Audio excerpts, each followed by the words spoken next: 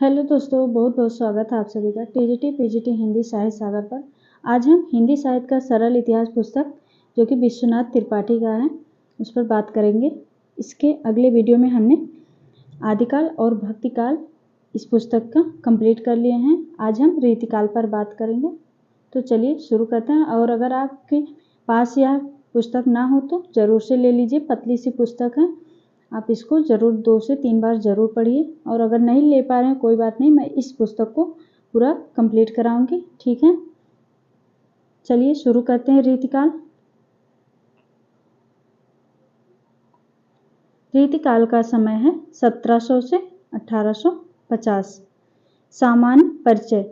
रीतिकाल में निर्दिष्ट काव्य रीति या प्रणाली में कविता करना साहित्य की प्रधान प्रवृत्ति हो गई थी। इस काल में रीति और सुकवि रीति शब्दों का प्रचलन हो गया था। लगता है रामचंद्र शुक्ल ने इन्हीं प्रयोगों को ध्यान में रखते हुए इस काल को रीतिकाल कहा है। रामचंद्र शुक्ल ने। लक्षण ग्रंथों में कविता के विभिन्न अंगों का निरूपण किया जाता है। इस काल में काव्यांग निरूपण को कविता करने का बहाना बना लिया गया है, यानी लक्षण ग्रंथों को लक्षण ग्रंथ भी बना लिया गया है। इस काल की कविता प्रधानता श्रृंगार रस की है। इस काल की देखिए इस पे यहाँ पे श्रृंगार रस, इस काल की रीतिकाल की प्रधानता है श्रृंगार रस। इस काल की कविता रचना में श्रृंगार और रीति रचना विधि एक दूसरे से कैसे जुड़ गए हैं, इसे जानने के लिए हमें कुछ बातों पर ध्यान देना पड़ेगा। आगे चलते हैं। कथन है हजारी प्रसाद द्विवेदी का। और अगर आप चैनल पर नए हैं तो प्लीज़ चैनल को सब्सक्राइब जरूर कर लीजिएगा ऐसे ही वीडियो के लिए। कुछ लोगों को सोचते हैं कि बस क्वेश्चन आंसर मिल जाए, लेकिन पुस्तक पढ़ना बहुत ही ज़रूरी है, क्योंकि यहीं से ही क्वेश्चन बीच से बनता है, ठीक है। मेन पॉइंट पर ध्यान दीजिएगा, जहाँ पर आपको लगे कि ये इम्पॉर्टेंट है उसको आप कॉपी में नोट जरूर कर लीजिएगा, ठीक है। जैसे एक कथन है पंडित हजारी प्रसाद द्विवेदी का, इसे जरूर ध्यान दीजिए। इस समय आर्थिक दृष्टि से समाज में स्पष्ट रूप से 2 श्रेणियां हो गई। एक तो उत्पादक वर्ग, जिसमें प्रधान रूप से किसान और किसानी से संबंध रखने वाली जातियां बढ़ई, लोहार, कहार, जुलाहा इत्यादि थी। और दूसरा वर्ग भोक्ता, राजा, रईस, नवाब आदि या भोक्तृत्व का सहायक था। किसका कथन है? पंडित हजारी प्रसाद द्विवेदी। ये कथन कई बार परीक्षा में पूछा गया है। अगर आप इसको याद रख सकते हैं तो याद कर लीजिए, नहीं तो फिर इसको कॉपी में नोट जरूर कर लीजिएगा। परीक्षा के टाइम आप इसको जरूर देखिएगा, ठीक है। दोनों का परस्पर संबंध क्रमशः क्षीण होता गया है और मुगल काल के अंतिम दिनों में इन दोनों की दुनिया लगभग अलग हो गई है। इन 2 वर्गों के मध्य में कवियों, चित्रकारों, संगीतकों आदि कलावंतों का वर्ग था, जो प्रायः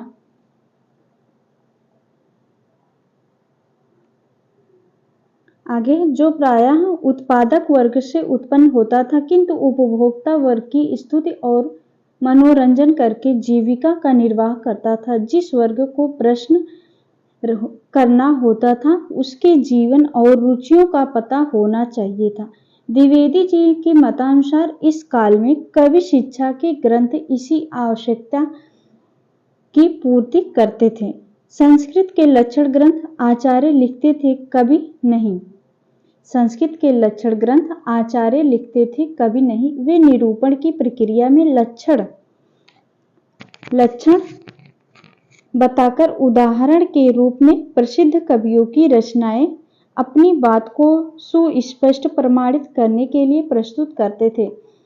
हिंदी में यह प्रवृत्ति भिन्न रूपों में चली। यहाँ लक्षण ग्रंथों में लक्षण भी अपने और उदाहरण भी अपनी ही कविताओं के होते थे। लक्षण तो परंपरा से प्राप्त होते थे, उन्हें ग्रंथकार अपने शब्दों में प्रस्तुत कर देते थे, किंतु कविताओं में उनकी मौलिकता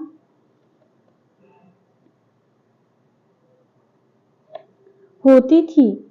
इसीलिए कहा जाता है कि रीतिकाल के लक्षण ग्रंथकार वस्तुतः कवि थे। आचार्यत्व को तो उन्होंने कविता करने का बहाना बना लिया था। फलतः हिंदी में आचार्य और कवि दोनों एक ही व्यक्ति होने लगे। इस प्रणाली के इस काल में प्रचुर एवं उत्कृष्ट रचनाएं हुई। इस काल में भक्ति में से धार्मिकता का तत्व क्रमशः कम होता गया। फलतः भक्ति जो मूलतः प्रेम है, धीरे धीरे लौकिक श्रृंगार में परिवर्तित होती गई। दरबार में पहुंचकर वह व्यापक अर्थ में लौकिक प्रेम भी नहीं रह सकी। उस समय हिंदी क्षेत्र में छोटे छोटे राजे नवाब थे जो केंद्रीय सत्ता द्वारा अनुशासित होते थे। वे वीरगाथा कालीन सामंतों की तरह आपस में लड़ नहीं सकते थे। वे अपने झूठे पराक्रम, दान की प्रशंसापरक कविताएं सुनने और भोग विलास का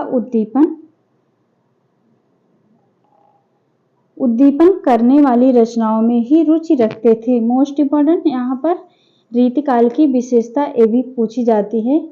रीतिकाल में अपने झूठे पराक्रम, दान की प्रशंसा परक कविताएं सुनने और भोग विलास का उद्दीपन करने वाली रचनाओं में ही रुचि रखते थे। ऐसा काव्य दरबारी कहलाता है जो आश्रयदाताओं की रुचि को ध्यान में रखकर अपनी कृपा प्राप्त करने के लिए रचा जाता था। दरबारी कविता में एक रसता तो होती ही है, उसमें प्रधानता मुक्तक की रचने का अवकाश होता है, क्योंकि कवियों में आश्रयदाता को तत्काल प्रसन्न करने की होड़ होती है। इसीलिए चमत्कार, प्रियता, अलंकारिकता, अतिशयोक्ति आदि दरबारी कविता की प्रवृत्तियां बन जाती है। शिवाजी, छत्रसाल जैसे आश्रयदाता पराक्रमी थे तो भूषण की कविताएं भी श्रृंगारहीन होकर भी वीर रसात्मक हैं। लेकिन यह समझना भूल होगी कि इस काल की सभी रचनाएं दरबारी हैं। वस्तुतः दरबारीपन का विरोध भी इस काल की कविता में मिलता है। उत्कृष्ट प्रेम की कविताओं की भी कमी नहीं है। रीतकाल में दरबारीपन तो रीतकाल की एक प्रवृत्ति ही है। यहाँ पर से देखिए क्वेश्चन, दरबारीपन किस काल का है प्रवृत्ति? तो रीतकाल का। ऐसे ही क्वेश्चन बनते हैं। ठीक है, आगे है रीतिकाल में प्राकृत अभ्रंश की शुद्ध इहलौकिक काव्य धारा फिर प्रवाहित होती दिखाई पड़ती है। गाथा सप्तशती, आर्या सप्तशती जैसी मनोहारी सामान्य गृहस्थ जीवन की श्रृंगारिक रचनाओं की परंपरा रीतिकालीन रचनाओं में भी भरपूर मिलती है।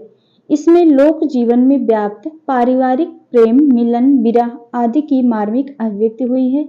रीतिकाल ऐसे सरस मुक्तकों की दृष्टि से हिंदी का सर्वाधिक संपन्न काल है।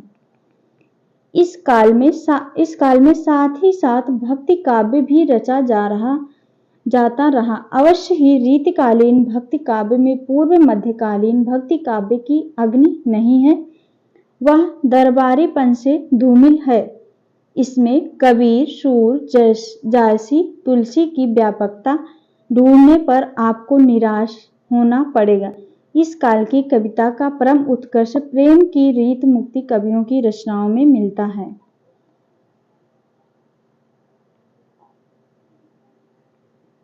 ये कवि प्रेम की पीर के कवि हैं और इनकी विरह भावना सूफी कवियों जैसे घनानंद, आलम, बोधा, ठाकुर इसी धारा के कवि हैं।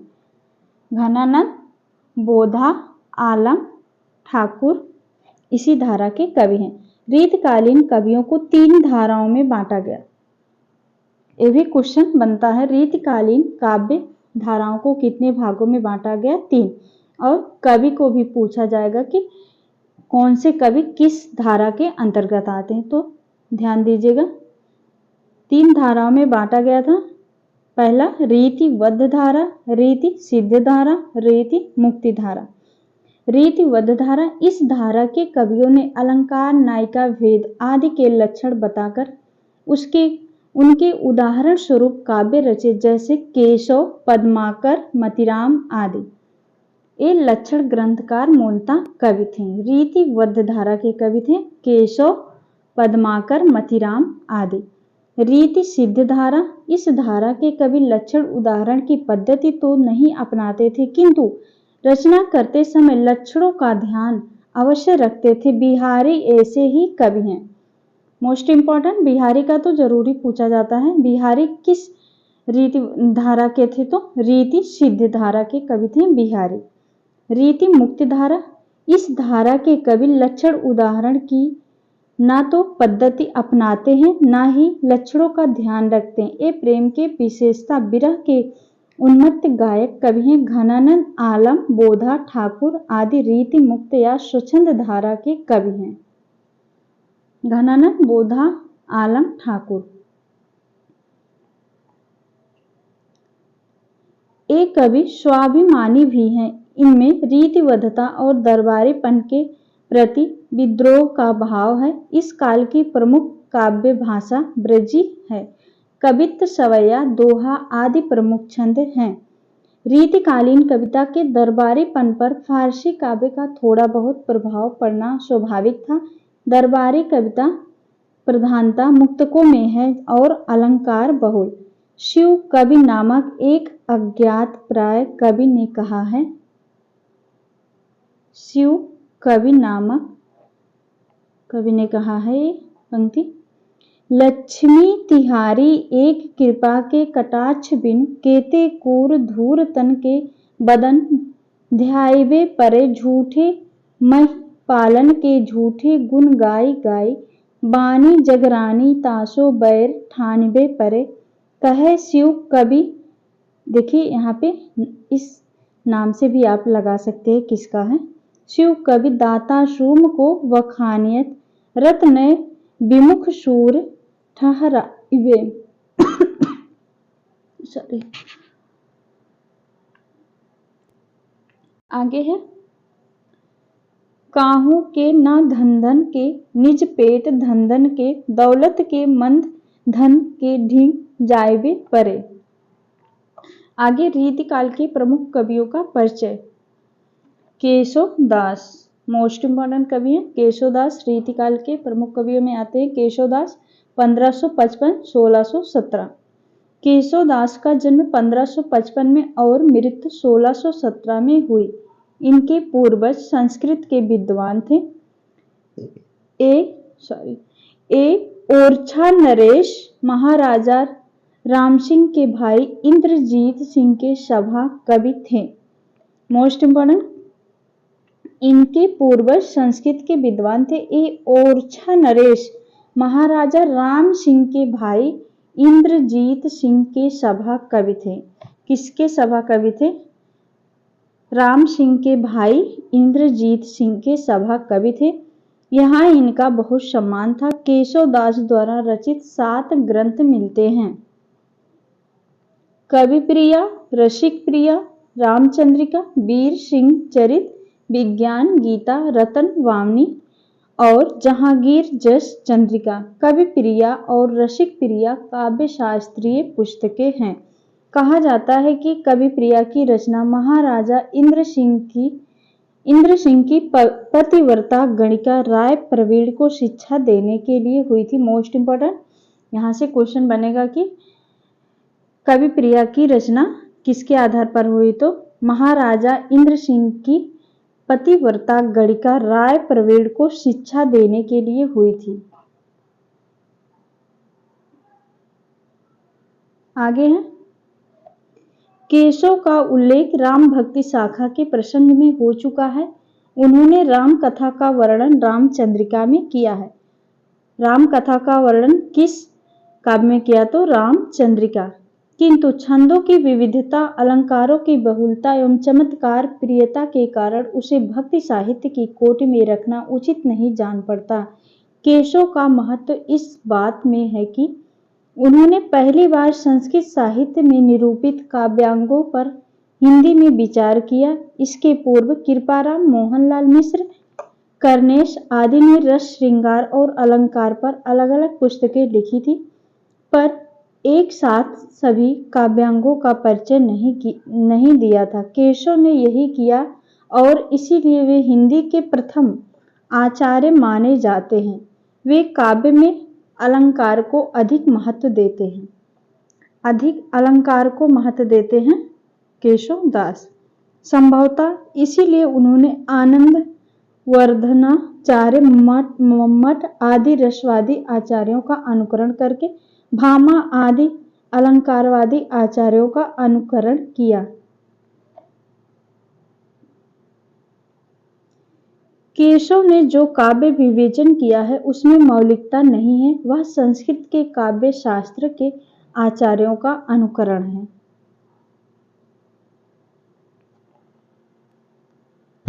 केशव दास की रचना में काव्य की दृष्टि में सर्वाधिक विचारणीय रामचंद्रिका है। इसकी रचना केशव दास ने कब की थी? वाल्मीकि के स्वप्न में कहने पर की थी। रामचंद्रिका की रचना वाल्मीकि के स्वप्न में कहने पर की थी। यह हनुमान नाटक और प्रसन्न रागों की शैली में रचित है। पृथ्वीराज रासों के समान इसमें छंद जल्दी जल्दी परिवर्तित हुए हैं।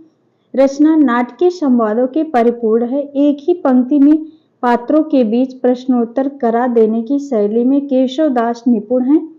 जैसे भरत कैकेयी का यह प्रश्नोत्तर, माँ तू कहाँ नृपताप गए सुरलोकहि क्यों, ये भी केशव दास के रामचंद्रिका से है। माँ तू कहाँ नृपताप गए सुरलोकहि कहीं क्यों, सुत शोक लिए। रामचंद्रिका के संवादों की प्रशंसा की गई है। केशव दास दरबारों के वैभव वातावरण का वर्णन करने में सिद्धहस्त है, किंतु कथा प्रसंगों में समुचित योजना का मार्मिक प्रसंगों की पहचान वे चूक जाते हैं। वाक विदग्धता, अलंकार, छंदों के ज्ञान के उपयोग की आतुरता और चमत्कार प्रियता उनकी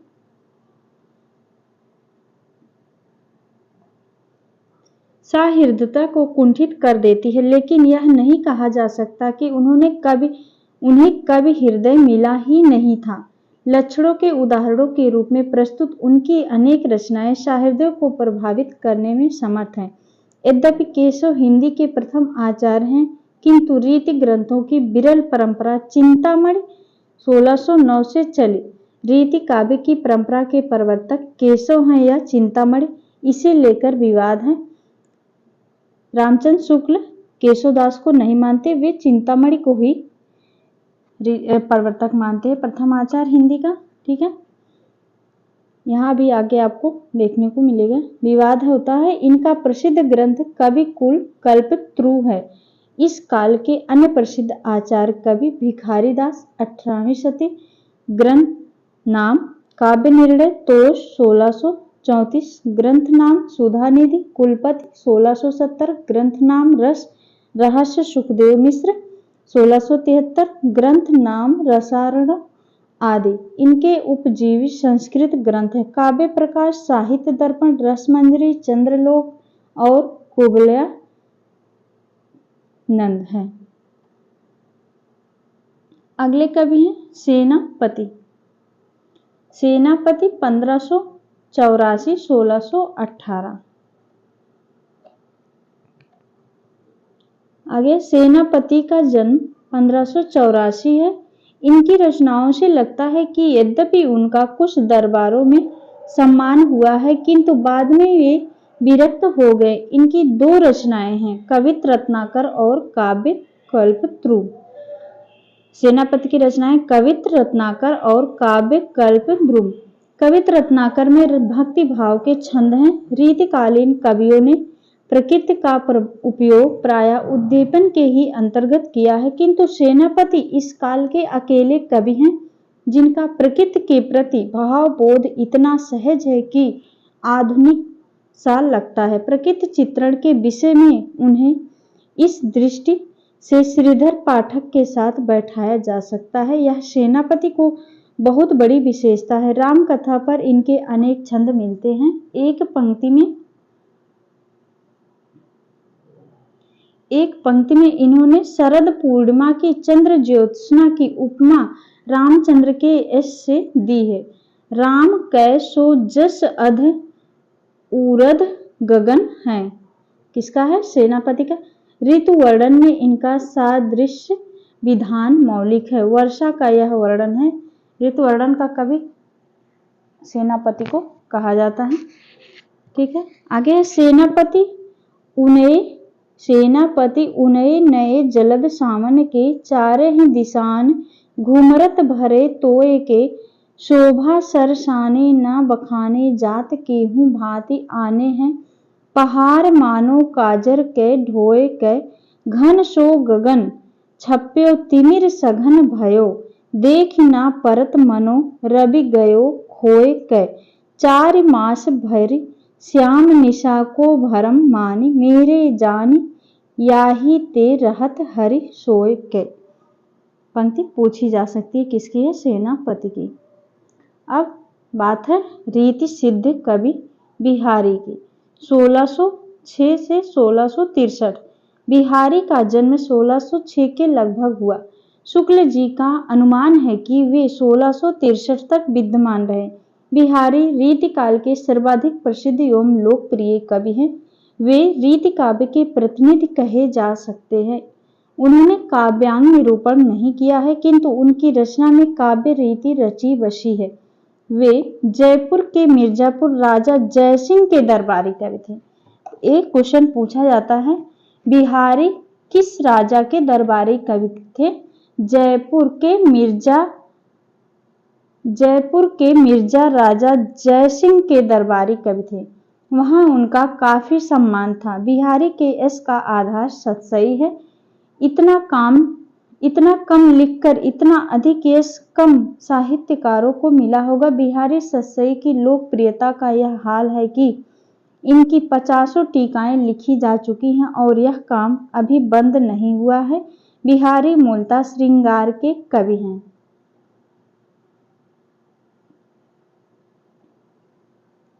यद्यपि उन्होंने भक्ति और नीति के ही मार्मिक दोहे रचे हैं। बिहारी के श्रृंगारी दोहों में सामंती जीवन का वैभव विलास ही नहीं चित्रित है, वे सामान्य गृहस्थ के दैनंदिन जीवन के भी सरस चित्र खींचे हैं।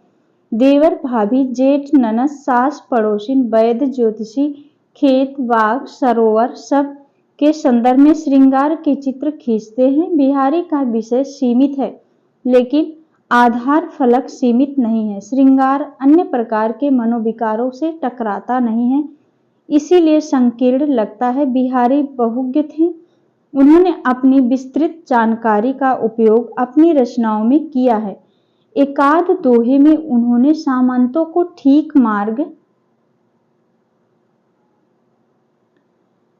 मार्ग पर चलने या नीति के पालन का उपदेश दिया है। बिहारी अनुभव के विधान से भाव की व्यंजना में निपुण हैं। यह उनका प्रिय कौशल है। इसके लिए वे नायक नायिकाओं की चेष्टाओं का वर्णन निहायत सधे ढंग से करते हैं। इस बहुचर्चित दोहे में उनकी यह निपुणता देखी जा सकती है। बिहारी का ये दोहा बहुत ही प्रसिद्ध है, जो कि हर बार पूछा जाता है, किसी न किसी परीक्षा में तो जरूर ही पूछा जाता है। बतरस लालच लाल की मुरली धरी लुकाई सौ करे भौहन हंसे दैन कहें नटी जाए। बहुत ही इंपॉर्टेंट दोहा है ये। टीजीटी पीजीटी यूजीसी नेट किसी में भी पूछ सकता है। ठीक है, इसको जरूर से ध्यान रखिएगा।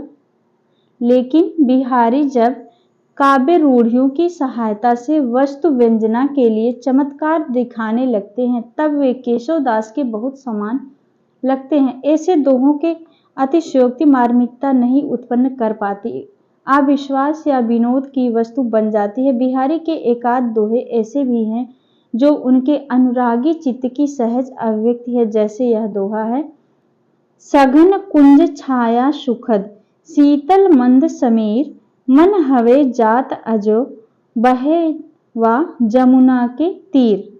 ये भी बिहारी का है, लेकिन यह निरलंकृत बिहारी के यहाँ दुर्लभ है। वे मूलतः उस दरबारी विदग्धता के कवि हैं जो उस समय हिंदी और उर्दू दोनों भाषाओं में साहित्यों के सामंताश्रित कवियों के यहाँ मिलती हैं।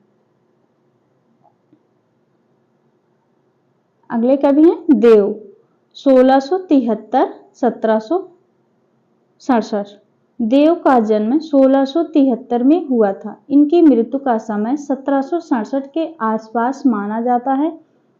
ये अनेक आश्रयदाताओं के यहाँ रहे और उन्होंने उनकी रुचि के अनुकूल रचनाएं की। इनके रचे ग्रंथों की संख्या काफी है। उनमें कुछ इस प्रकार है।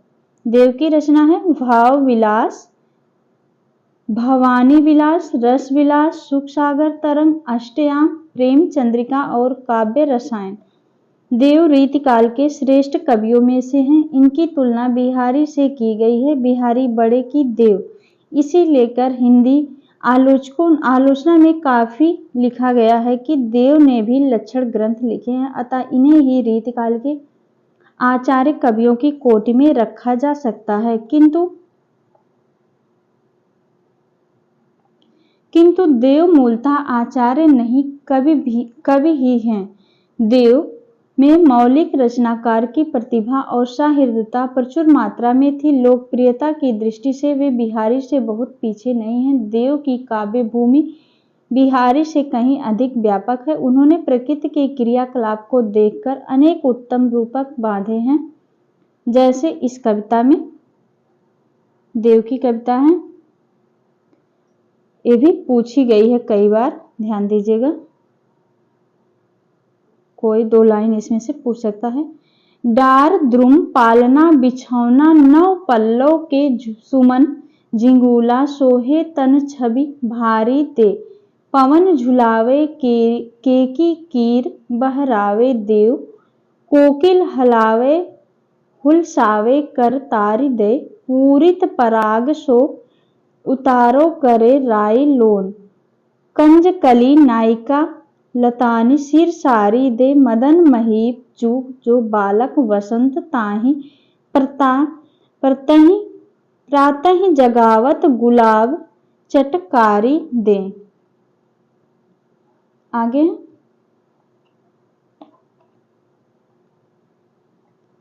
देव रीतिकाल के ऐसे दुर्लभ कवि हैं जो रूढ़ियों की सहायता के बिना केवल स्थितियों की योजना से मार्मिकता पैदा करते हैं।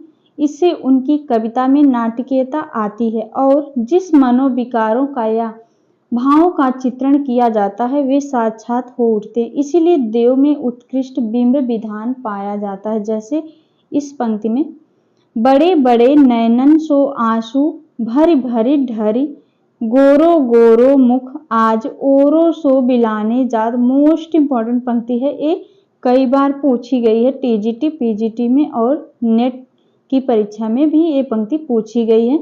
बड़े बड़े नयनन सो आंसू भरी भरी ढरी गोरो गोरो मुख आज ओरो सो बिलानो जात। किसकी है? देव की।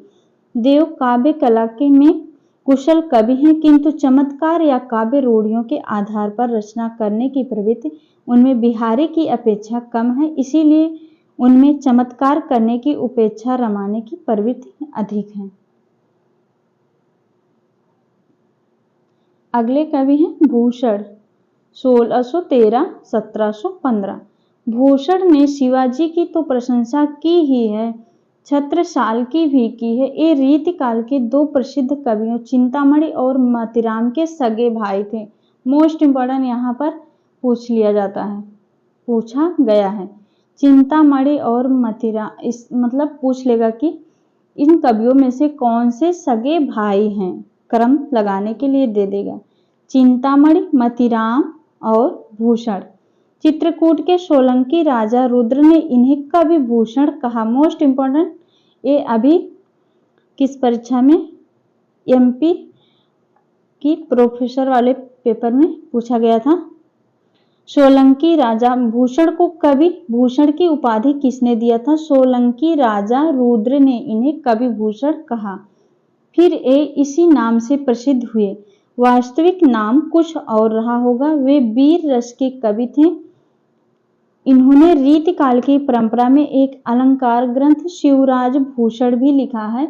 इनके जो अन्य ग्रंथ मिलते हैं वे हैं शिवा बावनी और छत्रसाल दशक। देख रहे हैं कितना इंपॉर्टेंट ये पुस्तक है, जो कि इसी में से बहुत सारे क्वेश्चन अगली बार जब टीजीटी पीजीटी का एग्जाम हुआ था तो इस पुस्तक को पढ़ा था अच्छे से उसका तो बहुत ही अच्छा पेपर गया था, बहुत ही क्वेश्चन इससे बने थे, आप देख सकते हैं, बस ध्यान से सिर्फ पढ़िए इसको। रीतिकालीन कविता का प्रधान स्वर श्रृंगार का है, भूषण का स्वर वीरता का है, इसीलिए ये रीतिकाल के विशिष्ट कवि हैं। लेकिन भूषण के महत्व पर विचार करते समय कुछ बातों का भी की ओर ध्यान जाता है। रीतिकालीन में कुछ अन्य कवियों ने भी वीरता की कविताएं लिखी हैं, किंतु उनको भूषण की प्रसिद्ध नहीं मिली। इसका प्रमुख कारण यह है कि काव्योत्कर्ष की दृष्टि से वे इस क्षेत्र में भूषण जैसे कवि नहीं हैं। भूषण ने अपनी काव्य पंक्तियों में अनेक ऐतिहासिक तथ्यों का उल्लेख किया है,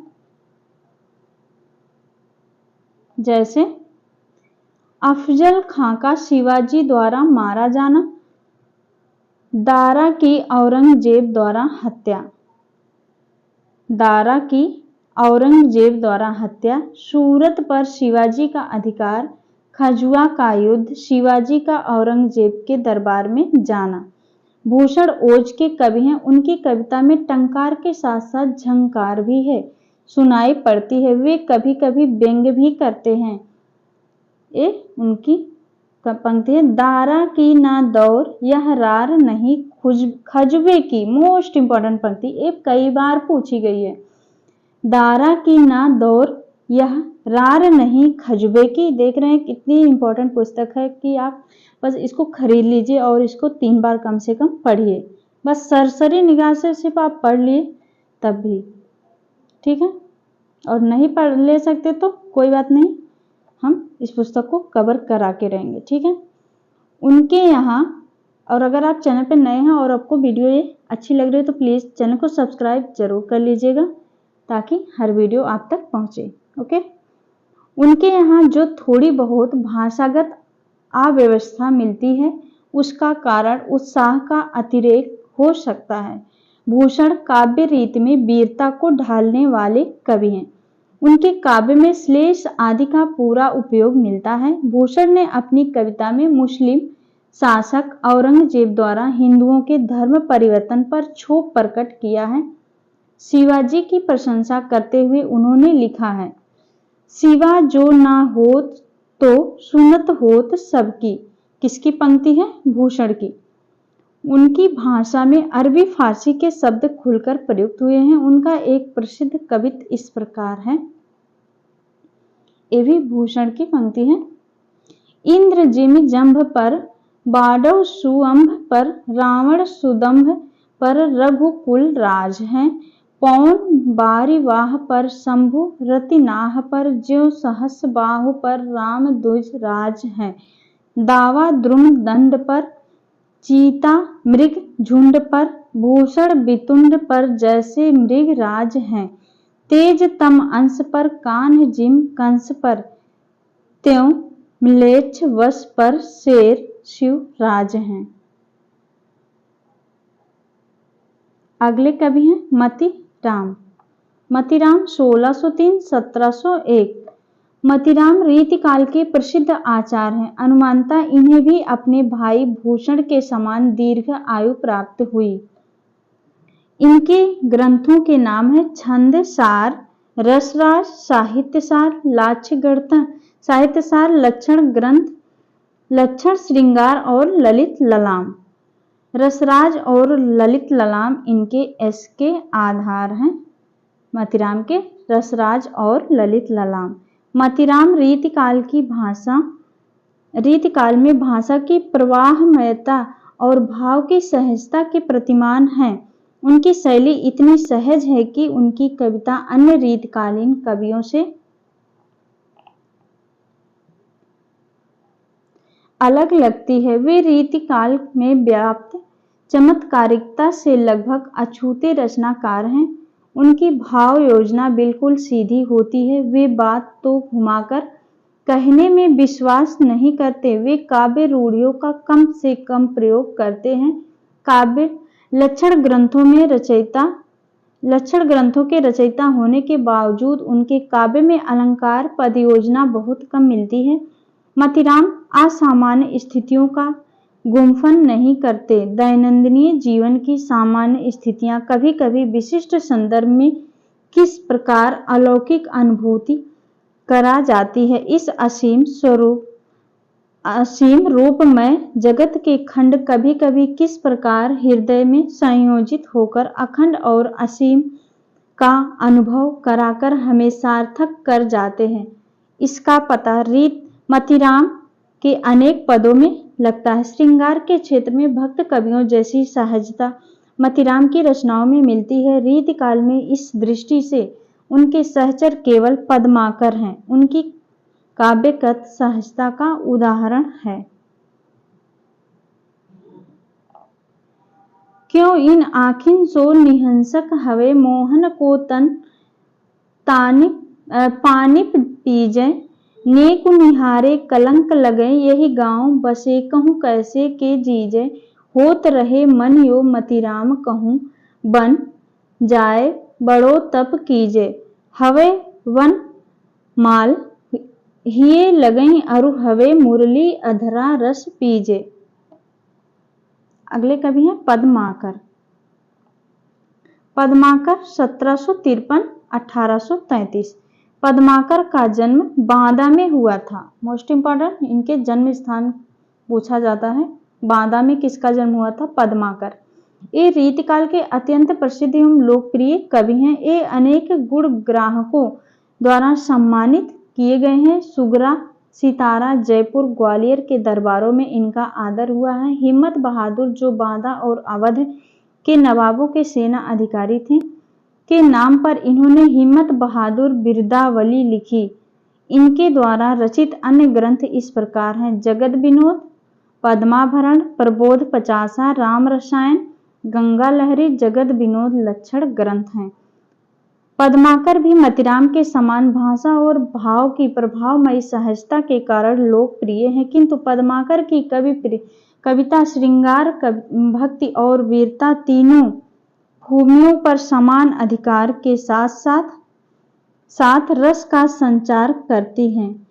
विभिन्न भावों के अनुरूप भाषा को सहज तौर पर ढाल लेने में ये सिद्ध थे। यहाँ पर ध्यान दीजिएगा, रामचंद्र शुक्ल के अनुसार, रामचंद्र शुक्ल इनके बारे में कहे हैं, इनकी भाषा में अनेक रूपता है जो एक बड़े कवि में होनी चाहिए। भाषा की ऐसी अनेक रूपता गोस्वामी तुलसीदास जी में दिखाई पड़ती है। पद्माकर के काव्य में कहीं कहीं विदग्धता भी मिलती है, लेकिन वह केंद्रीय भाव में ढल जाती है। पद्माकर में बिहारी की तरह समुचित बाह्य चेष्टाओं की योजना द्वारा आंतरिक भाव को व्यंजित करने की प्रतिभा थी, किंतु इनमें चमत्कार प्रियता नहीं है या नहीं के बराबर मिलती है। किसका कथन है? पद्माकर के बारे में रामचंद्र शुक्ल का कथन है। Most important. आगे है, इनकी वीर रस की कविताओं में भूषण की तरह ही वीरोचित ओज तो है, किंतु भाषा व्यवस्थित बनी रहती है। पद्माकर की गंगा लहरी में एक शांत कामी चित्त की कातरता और गंगा के महात्म्य पर अटूट श्रद्धा दिखलाई पड़ती है। पद्माकर के काव्य में बुंदेलखंड की प्रकृति का सजीव चित्रण किया गया। मोस्ट इंपॉर्टेंट, पद्माकर के काव्य में बुंदेलखंड की प्रकृति का सजीव चित्रण किया गया है। इनकी काव्य भाषा में अनुप्रासों की छटा देखते बनती है। बिहारी और पद्माकर को रीतिकाल के दो छोरे कहा गया है।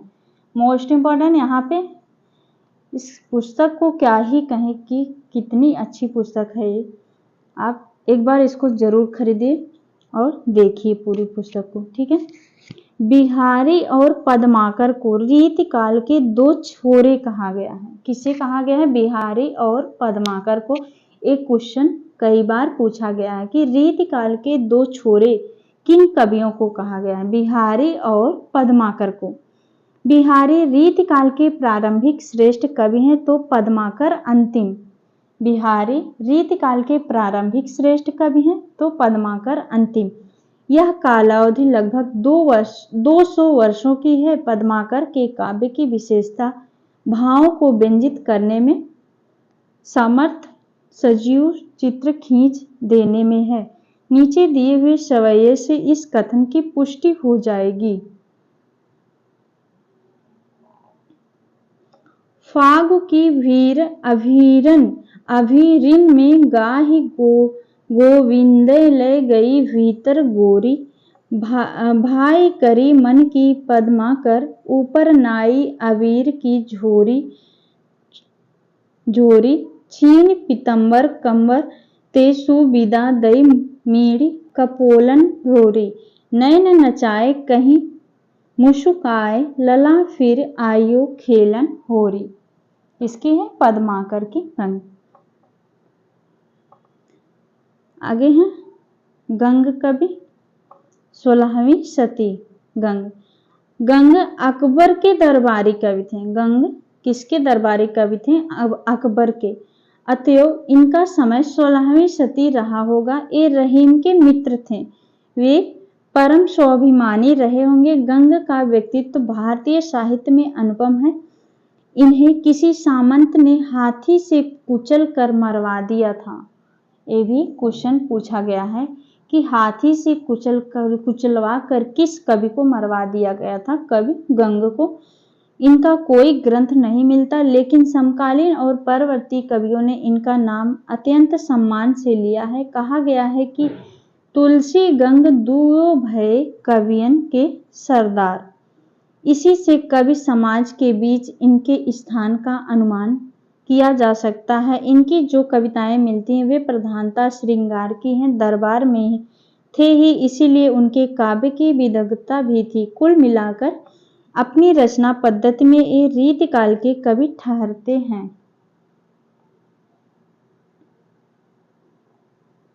गंग का एक कवित्व नीचे दिया जा रहा है। झुकत कृपान मैदान जो उदतो भानी, एकन ते एक मानो सुषमा जरद की। कहे कवि गंग तेरे बल पे बयारे लगे, फूटी गज घटा जो शरद की। एते मान सोनित की नदियां उमड़ी, चली रही न निशानी कहूँ मही में गरद की। गौरी गहो गिरिपति गणपति गहो गौरी, गौरीपति गही पूत लपक बरद की। अब तक हमने काव्य रीति का ध्यान रखकर लिखने वाले उन कवियों पर विचार किया जिनमें से अधिकांश ने काव्यांग निरूपण को रचना का निमित्त बनाया है। अब हम उन कवियों का विचार करेंगे जो भिन्न कोटि के हैं। ऊपर विवेचित कवियों को रीतिबद्ध कहा जाता है क्योंकि ये काव्य रीति को ध्यान में रखकर या उसी की सीमा में कविता करते हैं। जिन कवियों पर अब हम विचार करने जा रहे हैं उन्हें रीति मुक्त कवि कहा जाता है क्योंकि उन्होंने एक तो काव्यांग निरूपण को कविता का निमित्त नहीं बताया है और दूसरे इनके यहाँ वर्ण विषय को लेकर एक प्रकार की विहलता या तन्यता पाई जाती है। आधुनिक मुहावरे में कहे तो ये कवि प्रतिष्ठान की उपेक्षा या विरोध करने वाले बोधा ठाकुर ने लोगन कवित्व की वो खेल करी जन्यो हैं, या घनानंद में लोग हैं लागे कवित्व बनावत